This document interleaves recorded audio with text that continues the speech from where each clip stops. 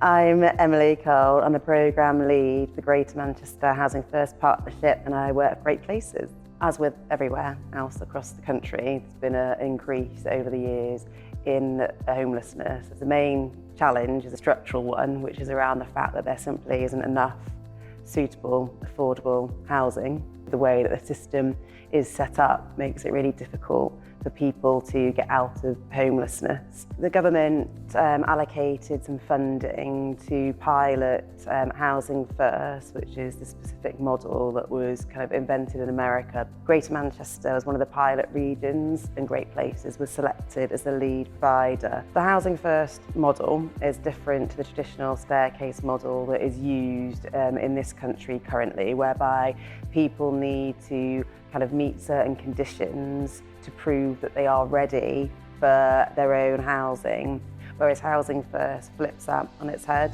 and provides housing first and the basis and the ethos that housing is a human right. For Great Places, it was a massive risk for us to take on the lead provider role. So we really needed that kind of legal expertise, advice and support to negotiate the head contract that we were going to hold with the Greater Manchester Combined Authority. What we needed to do was to make sure that that contract was fit for purpose, first in the relationship between Great Places and the Combined Authority, and then cascading down to all the other providers and delivering partners, the obligations which they were responsible for. And there's a lot that we needed to do to provide that assurance to our board for us to be able to hold that head contract, and one of those assurances was around having really sound and strong legal support and advice to be able to make sure we weren't signing up to anything that would be really difficult to deliver. You can't drive a programme like Housing First, which is all about looking after homeless people and bringing them into life chances,